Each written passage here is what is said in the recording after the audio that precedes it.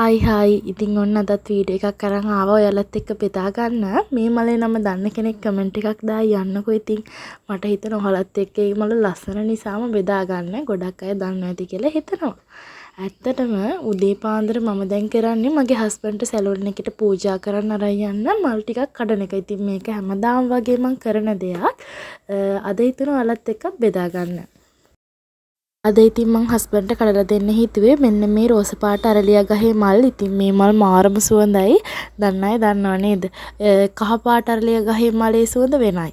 රතු අරලියා වල වෙනයි, සුදු අරලියා වල වෙනයි. එක එක පාටෙන් පාටට ඒ වගේ සුවඳ වෙනස් වෙනවා. මම නම් දැනෙන අදහස ඒක. ඔයාලා කමෙන්ට් එකක් දාලා යන්නකෝ.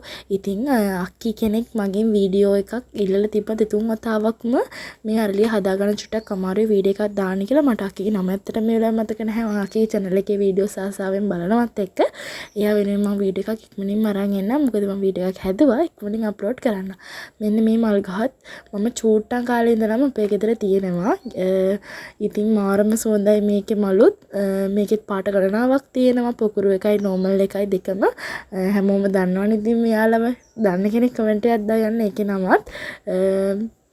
ඇත්තටම මාරම සුවඳයි. මම මේ වගේ ගෙදර ඉස්සරහා පැත්තෙත් හදාගන්න හරි ආසාවෙන් ඉන්නේ. රතු, කහ, සුදු, රෝස පාට ගණනාවක් තියෙනවා මේ වගේ. ඉතින් ටික ටික හැම පාටක්ම එකතු කරන එක මගේ අමුතුම විනෝදාංශයක් නේ. ඒක ඔයාලත් එක්කත් බෙදා ගන්නම් ඉස්සරහට. මේ ඉතින් අර ඔයාලා එක්ක මම අපේ අම්මලා ගෙදරින් කඩාගෙන ආපු අන්නාසි ගෙඩිය. ගිය වතාවේ කඩන් ආපු ගෙඩිය නම් හොඳට පැහිලා එක තෙල් දැම්මා. මේ වතාවේ එක නම් ඉතින් ඇරි අපේ චූටි බබාට දෙන්න. ඉතින් එයාට සැර නිසා වැඩිය දුන්නෙත් නෑ. ආසාවට චුට්ටක් දුන්නා. පේනවනේ මම මොකක් හරි වැඩක් කරන්න ගත්තාම එයාත් එක්කලා මම කරන්නේ කොහොමද කියලා. ඉතින් එයාලත් ඒ වගේවට ආස නිසා එයාගේ පරිස්සමත් බලන ගමන් එයාට චුට්ටක් ඔය මෙහෙම සෙල්ලම් කරන්න දුන්නා. මම දැන් මේ කරන්නේ කලින් වීඩියෝ එකේදී මම ඔයාලත් එක්ක කිව්වා සාමාන්‍යයෙන් චුට්ටක් හරි නිදහසක් ලැබෙන වෙලාවට මම කරන්නේ මේ වගේ ගෙදර ඉවත දාන උර අරගෙන ඒවට පස්පුර වල මොනවා හරි පැලයක් හිටවන්න පුළුවන් විදිහට පස්පුර වල එකතු කරන එක කියලා.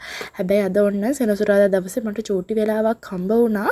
මෙයාලා ටිකක් සාත්තු කරන්න පැලවලට මගේ මේනවනේ හතර වටේම කොළ වැටිලා තියෙන්නේ. අඹ කොළ මේ දවස්වල අඹ කොළ වැටෙන කාලේ හින්දා. ඉතින් මේ තියෙන මං සැරෙන් සැරේ ටික ටික එකතු කරලා පස් පුරවගත්ත උර. ඉතින් මේ අර එදා අලි කඩපු කෝලියස් අත්තක්. ඉතින් මං අදත් ඔයාලා එක්ක පැල ටිකක් හිටවන විදිය බෙදා ගන්න හිතුවා. මොකද වැහි කාලේ නිසා හැමෝම මල් හිටවන්න පටන් අරන් ඇතිනේ. ඒ හින්දා මේ ඉතින් මම ගෙදර පිටිපස්සේ මගේ පුංචි තවානේ තමයි දැන් මම ඉන්නේ. සාමාන්‍යයෙන් මගේ බබාව මම මෙතනට එක්කන් එනවා අඩුයි. මොකද එයා ගොඩක් වෙලාවට මල් ಜಾති කඩනවා. සමහර වෙලාවට එයාට උනත් ඉස් වෙන්න පුළුවන් දේවලුත් ඇතිනේ. ඒ හින්දා හැබැයි අද නම් ඔන්න එයාගෙන ඇහැ ගහගෙන ඉන්න ගමන් මම මේ වැඩේ කරන්න හිතුවා. මේ පේනව නේද? කලින් වීඩියෝ එකේ මං කිව්වනේ ඔයාලට මේ මල් ගැන මං මේක ගත්තේ විස්තර ටිකක් කිව්වනේ. මම ඉතින් දුකෙන් හිටියේ මෙන්න මේ වර්ගයෙන් මේකේ මල් හැදුන්නේ නැහැ කියලා. එක දවසයි ගියේ ලාවට පිපිලා තිබ්බ එකක් මම දැක්කා මේ විදිහට දිග ඇරිලා ලස්සනට පිපිලා තියෙනවා. මෙන්න මේවට ආස හිතිලා තමයි මම අර වගේ මිලකට අපේ අම්මත් එක්ක එකතු වෙලා මේ මල් මිලදී ගත්තේ. සීඩ්ස් එකතු කරගන්න. ඉස්සරහට මම වැඩිදුර විස්තර අරන් එන්නම්කෝ. තව ලස්සන ඒවා බලන්න. ඒකෙත් මෙන්න මේකෙත් රෝස පාට අස්සෙන් චුට්ටක් රිකෙට්ටලා වගේ ගතියක් තියෙනවා. ඉතින් මේ මල් වලට මම මාර ආසයි. මේ සියන් කුඩලු ඉතින් හැම තැනම කැලේට වගේත් හැදෙනවා ගොඩක් කලාවට. හැබැයි ඉතින් මේ පොකුරුවකට මම මාර ආසයි සහ අරක ටිකක් අන්කොමන් වගේ. ඒකයි මං හිතුවේ ඔයාලා එක්කත් බෙදා ගන්නවා කියලා. ඇත්තටම මේ තියෙන මට අරෝෂණන්දගෙන් හම්බුණ වටින පැලයක්. මෙයාගේ ලස්සනම සුවඳ මලක් හැදෙනවා කියලා තමයි නැන්ද මට කිව්වේ. මම ඒකට ගොඩක් ආදරේ. මේ විදිහට සිමෙන්ති පොඩි එකක මේක හිටවලා තිබුණා. ඉතින් ඒක හිටවලා තියදී උඩින් වගේ මම මේ විදිහට සීඩ්ස් එකක් ඉහලා තිබුණා. ඒවත් දැන් පැල වෙලා තියෙන්නේ. ඒවත් වෙන් කරලා හිටව ගන්නොත් නැත්තම් අර ප්ලාන්ට් එකට චුට්ටක් අපහසුයිනේ හැදෙන්න. ඒ හින්දා මම අද ගන්න යන්නේ ඔයාලා එක පුංචි වැඩක්. මොකද දන්නවද? මම ඉස්සරත් නිතරම වගේ ওই දිය කූඩළු වල එහෙම ටොරේනියා වල එහෙම ඇට අනිත් පෝච්චි වලට එහිනවා. ඒ වගේ පැල වුණාම ඒවා ටික අරලා වෙන් කරලා හිටවන්න. දැන් මම කරන්නේ ඒ වගේ ඉහලා තිබ්බ මේ දිය කූඩළු වල පුංචි පැටව ටිකක් හැදිලා තියෙනවා. මෙන්න මේ වගේ යාලා ටිකව වෙන් කරලා හිටව ගන්න. මොකද අන්කොමන් වර්ග හැදෙන්න ඉඩ තියෙනවානේ. දිය කූඩළු කියන්නේ ඉතින් මගේ ආසම පිස්සුවක් නිසා තමයි ඔයාලා එක්ක මම මේ වීඩියෝස් බෙදාගන්නේ. දැන් මේ කරන්නේ මේ ඒත් එක්කම මට මේ ටිකක් දුන්නේ රෝෂනන්දම තමයි. ගොඩක් ආදරෙන් එයාව මතක් කරනවා. නිතරම මතක් වෙන කෙනෙක් එයා මට. මොකද එයාගේ මතක ගොඩ හරියයි මං ගාව. මේ ඉතින් ඒ තියෙන්නේ මං ආසම මල් වර්ගයක් මේ දවස්වල. මොනවාද හාක දන්න කෙනෙක් ඒකත් කියයි යන්නකෝ.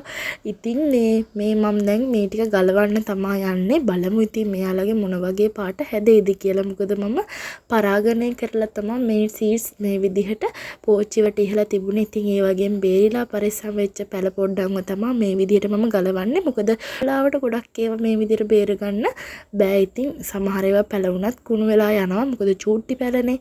ඒ හින්දා බලමුකෝ මෙයාලා ටිකක් ලොකු වුණාම මම ඔයාලත් එක්ක බෙදා ගන්නම් මොන වගේ මල්ද හැදෙන්නේ කියලා. ඉතින් ඒත් එක්කම මං අර ඔයාලට පෙන්නපු මට රෝෂනන්දගෙන් හම්බුනේ හෙන්දිරික්ක බීජ ටිකක් තවන් දාගෙන තිබුණේ.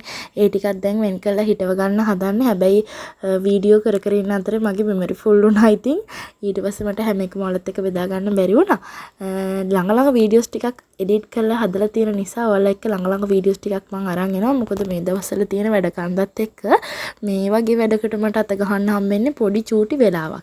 මොකද මම වුණත් කලින් ලොකුවට වැඩ ගොඩක් තිබ්බේ නැහැ. ඉතින් එක වැඩවලට හිර වෙලා හිටියා. දැන් එකපාර පුංචි බලාපොරොත්තු හේතුවෙන් එක වැඩවලට අත ගහන නිසා ඉතින් ටිකක් කාර්ය බහුලයි මේ දවස්වල. වැඩි විස්තර ඉස්සරහට අරන් එන්නම්. මොකද මම හිතාගත්තා මං ඔයාලත් එක්ක දෙයක් බෙදාගද්දි ඒ දේ ඉෂ්ට වුණාට පස්සේ හරි විදිහට ඔයාලත් එක්ක බෙදා ගන්නවා කියලා. ඒතකොට ඔයාලටත් ඒකෙන් ගන්න දෙයක් තිබුණොත් ඉතින් හොඳයිනේ කියලා.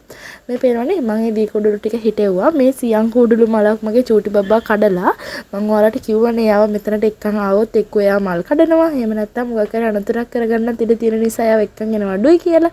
ඉතින් එයාවත් කිරියම්මට චුට්ටක් බලා ගන්න කියලා. දැන් මම මේ හදන්නේ මං ආසම මල් වර්ගයක් මේ හෙන්දිරික්ක කියන්නේ. ඉස්සරම කාලේ අපේ ගෙදර තිබුණට මගේ මේ මල් පිස්සුව වැඩි වෙන්න මෙයාව දැන් මට හදන්න ආසම හිතිලා තියෙන දෙයක්. මේකේ පාට නම් මම හරියට දන්නේ නැහැ.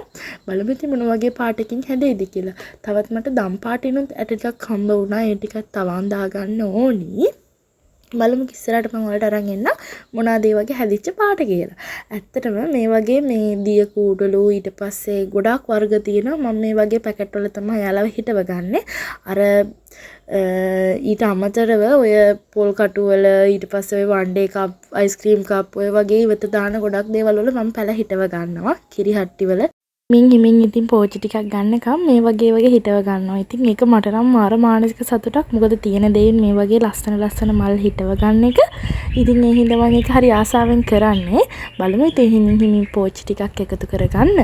ඒත් එක්කම මේ අපේ ගෙවල් ළඟ ඒ වගේම අපේ නෑදෑ කෙනෙක් රුක්මනන්ද මම දන්නවා වීඩියෝ එක බලනවා කියලා. ඉතින් එයා විදේශගත වෙලා ඉන්නේ.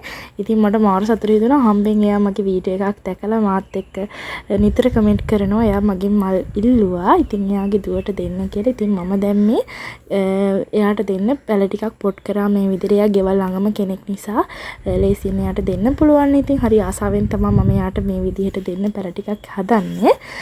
මම ඉස්සරහට ඉතින් වීඩියෝ එකක් බෙදා ගන්නම්. එයාටත් මාර සතුට හිතෙයි දැක්කහම. ඒකයි ඉතින් මම මේ විදිහට වීඩියෝ කරලා දැම්මේ. මොකද එයාත් විදේශගත වෙලා රැකියාවක් කරන ගමන් ඉන්න කෙනෙක්. ඉතින් ඒ හින්දා නැන්දේ ආදරෙන් මතක් කරනවා. මේ තියෙන මං කෝලියස් වලිනුත් ටිකක් උස ගිහිල්ලා වැඩි එයාලා. මොකද ඔයාලත් එක්ක එකතු වෙලාම කට් කරලා පැල ටිකක් බෝ කරගන්න හිතන් හිටිය නිසා වෙලාවක් නැති වුණා. දැක්කනේ ඉතින් කලින් වීඩියෝ එකේ අලිය ඇවිල්ලා විනාශ කරන්න හදපු ටික මම ඇත්තටම මේගොල්ලොන්ගෙන් පරිස්සම් කරලා බොහොම පරිස්සමට පැල ටික ගස් යටින් තියලා තිබ්බි. ඉතින් මේ වතාවේ එයාලට අහු වුණා. ඒ ටික ඒකත් උන නිසා මම ඉතින් තනියම මේ ටික පොට් කරගත්තා. ඉස්සරහට ලස්සන වීඩියෝ එකකින් හමුවෙමු. ඉතින් ගොඩක් ස්තුතියි ඔයාලා හැමෝටම.